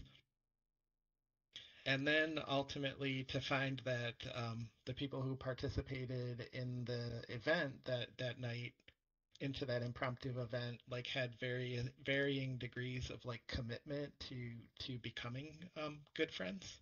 And kind of the analysis and the reflection and the thoughts that brought up, and how much people that are just getting to meet like invest in each other and becoming connected and close. So what we had was a description of the connection followed by the evaluation, rather than the evaluation followed by connection. Yeah, that there was a depletion, it sounds like, of sorts. You met a fellow shark hot tub tank of people, and it was a great memory. And then it became scarce, and it started to feel very analytical and trying to understand what went wrong there, because it didn't continue with that vitality. That fit? Yeah, it was very much of the there is only so many friends that you can keep close, right? Before like it is, impossible to like kind of maintain all of those relationships at the same degree, right? And so like the evaluation of it was like kind of ranking, how much energy am I putting out? How much energy am I getting back? And then kind of, ranking essentially of, who is it that I want to keep close? And it's not necessarily that, they had done anything wrong, but it's just, putting them in a ranking essentially of, who's at the top of the list of who's going to bounce the energy back. Basically like a social capital piece of recognizing what are the most sustainable loops that happened here. So everybody present who have heard this story, what do you think about this shark avatar and how it embodies that shift from kumbaya hot tub to wait, I don't like this. Maybe there's a few people that'll still about sustainable friendship was very interesting. Now that he explained this, I realized that maybe I'm having the same problem, but haven't realized it before. Now that I heard of him, I have to spend some time and reflect on this myself. Yeah, exactly. And so that fear of creating that hierarchy can actually kind of dilute and almost semi-poison all the connections, because it's like, oh no, I'm equal with everyone, I should like everybody the same. But there's a reality to how people invest in us and support us, and it's collaborative versus it's not. And so sometimes being more evaluative can help with that. And Mary's fish are friends, not food, except shark, and Finding Nemo especially turned on the fish. Nice. Wow. That's awesome. Yes. Yay. Okay. Well, let's get back in our circle. Thank you, everybody, for your storytelling today. With our last. Me and Lau didn't go. What happened? Oh, wait. Lau and I Oh, didn't wow. go. You're right. Oh, my gosh. Oh, good. We have one more. Yay. Okay. Yeah, and I was worried Lau and Lau was Carl. having, I think, some difficulties. Yeah. Popped in and out a few times there. Glad you're here. Glad you're back. You're back. Okay. Who would like to tell whose story? You're both talking I'll that go tight. ahead and jump in. Lau is a younger guy from Malaysia, and told me a story about how they run like a small gaming community, and they're trying to make changes to drive growth and engagement with the server, and their partner they had was kind of a if it ain't broke, don't fix it mentality, and ended up leaving because they felt there was too much going on. And we didn't get really too into like a hypothetical of the other side, but we felt that it was kind of a reactionary situation. So there was a bit of Lau checking out the respond side and kind of thinking on perhaps ways to reach out or make that connection back, or retrospectively looking back on how things could have been different maybe. Lovely. And Lau, how does your avatar embody that other side, going from reacting to responding? I'm broken right now. A bit.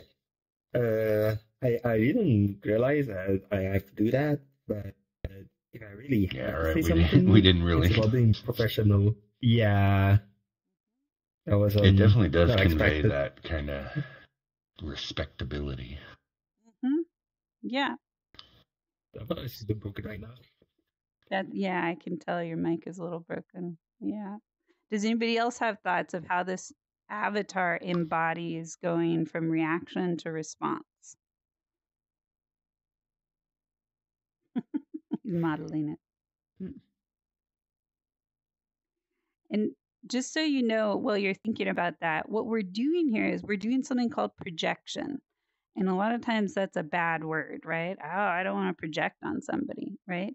But we're always projecting on each other. We're always telling stories off of what we're seeing. And so the exercise that we're all practicing right now is seeing both stories in the same avatars and looking at that transition and noticing how all of a sudden, if we look at this avatar and say, whoa, I totally think that's such a responsive avatar. It's not reactive, it's responsive. We can start finding and collecting data points for that and being like, oh, well, blue is this warm color, and blue is on the response side. So, that also fits. The suit is kind of reminding me more of like a butler kind of, the idea of not just like you wouldn't be a very good service person butler if you didn't actually listen to the requests being made of you. You just kind of did things. You need to actually pay attention, so you're responding to what you're hearing rather than just reacting because it's your turn to do something. That's it. Yeah, it's a very you don't just throw a suit on and go out somewhere. It's a planned, responsive piece. And I love the bowing. You're definitely doing that body language. Any other reflections for Lau's avatar? Within hearts. Mm-hmm. Yeah. Norman. I'm also thinking within animals that we do have the reactions that very much and quickly translate to body language, and I'm looking at the tail, and the tail is now very very spiky, but not necessarily like puffed up and like as a warning signal. That's true. And also the bounciness of the hair, it feels very like go with the flow, and I'm in the vibe with you. Yeah, like you're always listening to music every time you move. Yeah, you're right. So there's a way that it sets Lao up to come across as friendly and responsive. Beautiful. Okay, Lao, would you like to tell us Carl's story? Okay, sure. Like, can I say those? So, I think it was working as a there was someone who made a suicide joke, like I think it was a reference from some game, and obviously like it's not a good joke, like something of course that I can hear try and thing take your time. So the suicide joke was not good, and Carl tried to you know like fix the point of view, like oh this is like trying to make it like let's say to what is that again, like saying the thing is not really a good joke, like obviously self-harm is not a really like a topic that you can joke about. So and after that I think he saw something like the pronouns, the person that actually prefer was they them, and talked about how people have a like they have a safe person and not safe person. The safe person is that those people you can open up with and be your real self, and not safe people are like vice versa, like not safe people. Like, oh, you're gonna call me they them. Do you think they will actually like react like respectfully? I don't think so. Let me check. It was we were talking about it. It was fixing.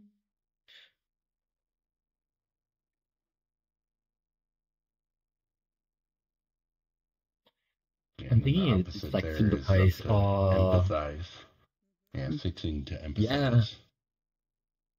Yay. Yes. That which they actually did. Right. So the first part of the story was, hey, you shouldn't make jokes about suicide. Didn't get a good response. Second part of the story was, hey, I noticed that you identify as they, them. Yeah, I do. Oh, awesome. You know, some people, when they see they, them, they feel safe connected to the they, them. And in a world where safe and unsafe, I feel safer with you about they, them. But that suicide joke, that made me feel less safe. And that could make other people feel less safe. And when you switched into that more empathic, getting to know people mode, then you have some hope and indication that they're less likely to wear the clothing that had that joke on it. Yeah. Lovely. And who here sees Carl's avatar and believes that this embodies both sides of that? What do you see about the avatar? Projective wise.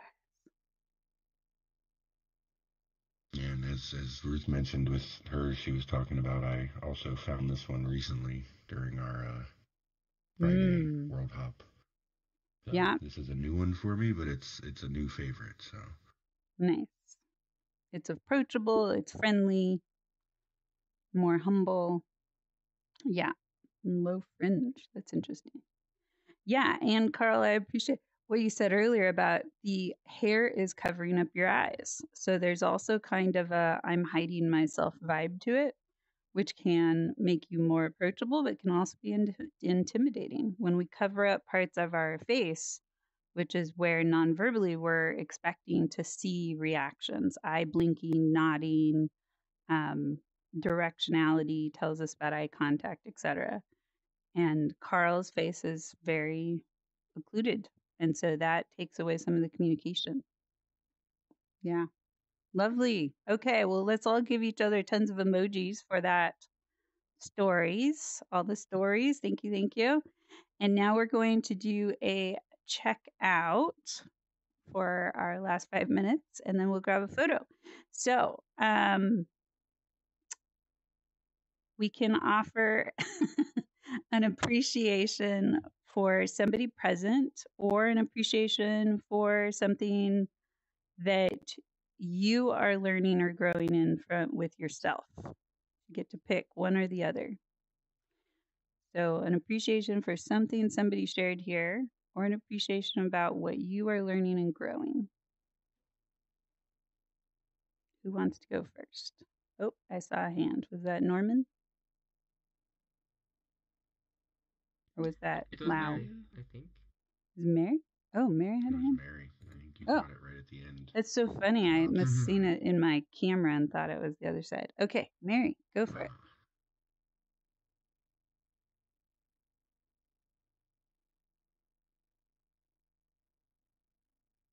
Mary's throwing the ball. The ball always comes back. We have an appreciation ball.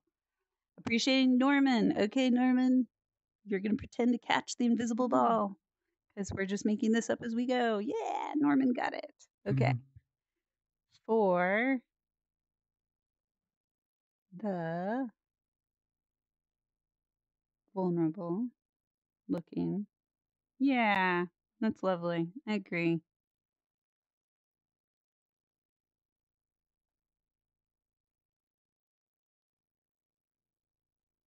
Doing the claps. Yeah, I love that too. Very, very interactive, involved. Oh, yeah. Thank you, Norman. You really jumped in feet first. Fun to witness. Yeah. And something that Mary has in common with you. Mary does a lot of those antics also. Yeah. Thank you. Yeah. So who do you want to throw the invisible ball to? You can throw it to yourself also. If you want to appreciate yourself. Yeah, I was initially gonna show it indeed to myself because I've set the intention to go more into social VR. So this is my first time coming to BridgeMakers, so I might just throw the ball to you because I am very inspired and very excited as well to all the things you are doing and yeah. So what? I caught the ball. Oh my gosh. Cool. Thank you, Norman. That's lovely. Oh, this is always the hard part. I can appreciate so many of you. So many. Okay, I'm going to toss this to Tim. Whew. Tim, catch the ball. Caught it. Oh, there it is. You got it. Yay. All right. So it's appreciation for somebody or something that we're yeah, but first you get to hold the ball while I give you yours. So, okay. Tim, I appreciate your Shark Tank metaphor. I think there's something just very human about realizing this didn't work and being with the pain of that and working through how to make it work better and how to go forward. You're definitely I think the dot model can often feel progressive, like, ooh, boo, bad scarcity. Let's all go to the abundance side and kumbaya and toxic positivity it up, right? But that's not the goal with the dot model. The dot model is actually about showing the liminality where we hold the scarcity frame and we hold the abundance frame and we put them together. And what you're talking about there is a bubble pop moment that I've also had in here, but also you're talking about how to sort through that and not just throw everything out because it's uncomfortable. So yeah, thank you. Gotcha. Yeah. All right. I'm gonna pass the ball to Jose. Well, that was more towards Jose! Scott. And went through Scott's head. Jose, catch the ball. Yeah, nice. Just collateral there. But no, Jose, when we broke off in our group, was very, very good about consulting the board, like several times throughout the exercise. He was kind of going back and forth and just like really like participating and like analyzing like what we were sharing with our stories and everything like that. Yay. Really, really deepening your learning, Jose. Love it. Okay. Thanks. I'm really sorry for breaking the circle, but I'm passing it back to Tim because I just want to say thanks for sharing the story about rank ordering the friends, because I'm going through a similar thing where I'm rank ordering everybody in my VR life to see where I spend my time with. And also the story got me thinking about community leaders and how it must be difficult for community leaders because the community wants to be friends with the leaders, but the leaders cannot be friends with the entire community. So there's like a requirement for rank ordering. That's right.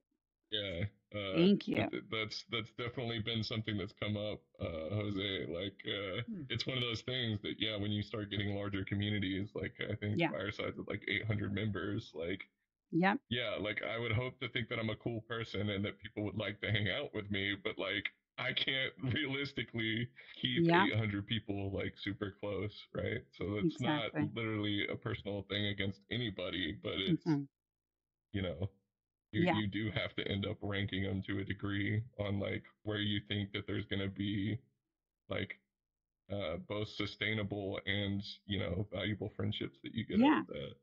And for my own brain, just bring back the MySpace top 8. Well, you know, what's funny when we talk about ranking is we think about it like hierarchy. And the way that I like to think about this, so it takes it out of a hierarchy, is planetary orbits and densities. And so if I'm a planet, I want to know what other planets that I can dance with and not fly into the sun, fly off into the ether, or crash into them. And their densities and their orbits are going to determine which orbits I want to fall into with. It doesn't mean our orbits couldn't mix better later at a different time in a different concentration, but I just get to find the planets I orbit with that are my most sustainable me and switch them out every once in a while and let them rotate. No pun intended. So, yeah, lovely. And you totally broke the circle, but I appreciate why you did that. Do I have to put it to somebody else now? If you would like to, or I can grab the ball because I love appreciating people. All right, I'm going to throw it to Scott then, my other trio Scott partner. got it also. There you go. Woo! Got it. Nice. But no, like, I think Scott was also, like, when he was sharing his story and stuff, like, it is like I guess a relatable experience, right? And like to kind of get, you know, somewhat raw to a degree. Like I'm sure that there's plenty of parallels to be drawn from that, right? Where like, you know, the you can be very doom and gloom about the current state of the world and you know, current situations and stuff like that. But when you do seek out that connection and community, you know, you realize that, you know, to a degree, you're not alone. There's other people that, you know, maybe their experience isn't one for one of yours, but they are experiencing very similar things, right? Yeah. And so you can, you know, have connections on those grounds. Lovely. Yeah. Yay. What is that? I've never seen you green. That's crazy. I was wondering. I was changing colors. Wow, that's amazing. Compliment. Okay, Scott, you got the ball, the green ball. Oh, great! I'm so waiting for the ball because I want to pass it to Lau. Lau. For a couple of reasons. If I try my Mandarin pronunciation, it's Lao Shong. I love the relatability of kind of bringing like a work-related story into the fold, because that always lands with me. This whole weekend fighting with the SQL Server on Monday is like living rent-free in my head. So I totally relate to work confusion when it comes to interpersonal relationships. And also the articulation that it takes to describe that deep level in another, in a secondary language too. Like, I just really appreciate the courage that shows to come into social VR and talk in a new language. Yeah. You're just always one of those avatars I spawn into a BridgeMaker event and really am like, I was here, so thanks for being here. Yay. Yeah, I've missed you lately, Lau. Okay, you got the ball out. I'm going to pile on and appreciate Lau as well for persisting through trying to get whatever tech issues they had and coming back for me. So I true. wasn't left alone. Yeah, so true. Intro parts. Thanks for coping with that. Okay, Lau has the ball. Is Lau's mic working?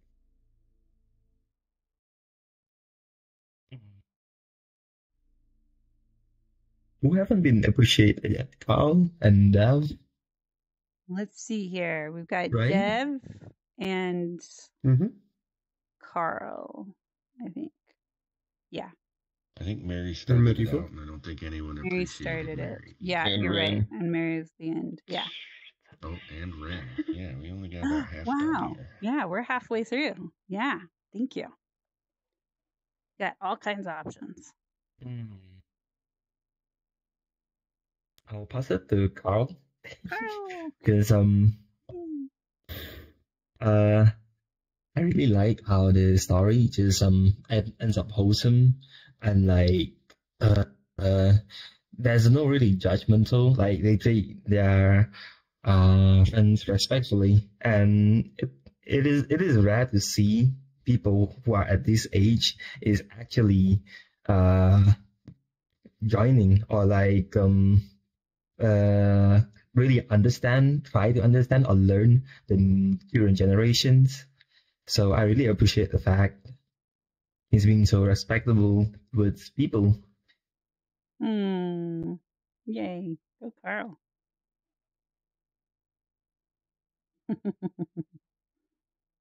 Oh, wait, sorry, I'm getting it back. My previous one didn't count. Okay. I enjoyed the bit of, and I know it wasn't too deep, but you made an effort there to justify your own avatar choice, even though you didn't really have anything else to go on. Because I'm kind of in the same boat of like appreciating. Ren, I'm sorry. Ren, catch the ball. Getting ahead of myself and expecting okay. my contact to do the job there. It's okay. It rolled over. But yeah, I often will kind of just wing it and work with what I've got. So the avatar bit being thrown in and you just being like, well, I mean, this is what I got, so I guess I'll justify that within the context. I do that as well. So nice. Thank you. You rolled with it. Well done, Ren.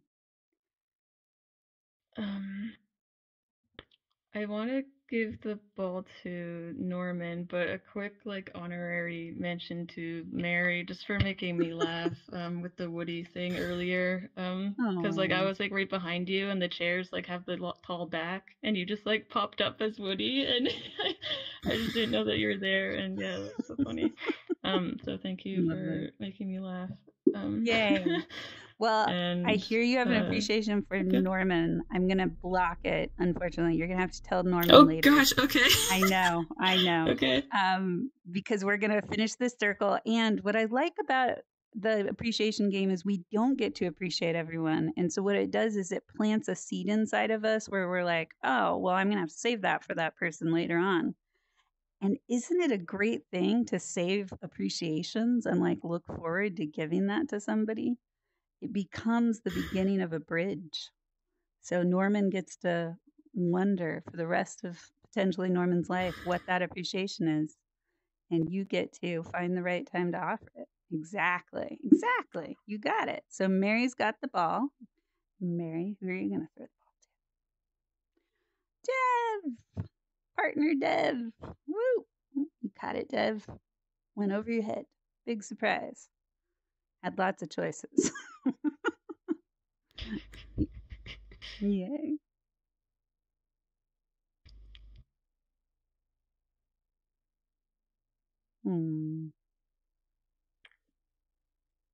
I really appreciate Dev's relaying of my story and checking in. Yeah. Checking that it was accurate. Yeah. Well done.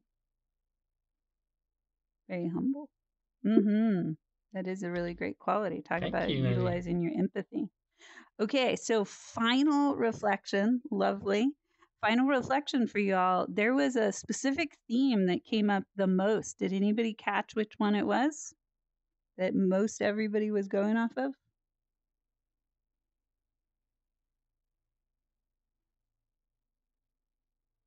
Yeah, Norman. Was it the fixing one, or Yep. am I just projecting? Fixing and empathize. Evaluate and connect was the secondary one, but I believe there was a little bit more fixing and empathy. So that's clue for all of you. And ironically, I guess, of sorts, I don't know if it's irony, fixing is what makes the Deepen, Orient, Transform model unique. You've probably seen other models that are about drama, triangles, etc., and they have the bystander, the hero, the villain, and the victim, but they don't have the bystander. And when you add fixing to it, you start to see how those roles are connected. So I'm glad that we're all validating that we can transition between fixing and empathy. Lovely. Yay. Let's grab a photo, maybe just right up next to this because it makes it a unique time. I was disconnected for a moment. Hey, did you get the ball yourself? I did. Thank you for asking. There was a lovely ball that came my direction in the beginning. Scott, we need our muse. Good to hear. Our muse, Scott. Yay. Our muse. Muse. I'm so amused. All right. So what's our word for the day? Hop in here, Dev. Kind of off to the side. And do it. One PC, I'm not sure about. Persistence. You're good. I think That's our perfect. word is persistence. Persistence. Okay. Everybody say persistence and send emojis. Persistence. Persistence. Oh, yay. That's lovely. Well, this concludes our workshop for March, our leadership summit and workshop for March. Please RSVP for next month if you're interested in coming and continuing to do these, and tell a friend, bring a friend. This is a good entrance event for potential bridge makers to learn about being community builders and learn something about themselves, and share on Discord if you do. Love to meet them. Any final questions or thoughts? I'll be around for the next maybe 10 minutes before I take a body break because we have our helpers meet up in 45 minutes. So hope to see you all there if you're coming to that. Yeah, and I think there's a couple people here who haven't been to this world yet. If you want to stick around, we can run through a quick tour so you can learn how to use it. So I will go ahead and put myself on local. And this will be the afterglow part. But in general, is everybody coming on this? I don't know. You're like, did you release us? I am not, but okay. Norman. I started looking at Discord. Norman. Can I steal you for a sec? Yeah. Oh, nice. Norman gets a compliment. I was just Yay. gonna say that I appreciated being able to just have a conversation with you after, and we were kind of going back and forth, and it seemed like just very Where I could offer it. and it was nice. where is the? I'm sure I can find it in a few more seconds. But where is the sesh post for the? and also just Actually, it's probably down here. Yeah, it's just in the everyone event. Gated events. Oh, it is an everyone event? No, I'm talking about for the helper meet check-in. Oh, yeah, that's in the Reserve helper discussion, I believe. I feel like you might like the kind of events that we have. It's like very intimate, like small groups, and we just kind of ask questions.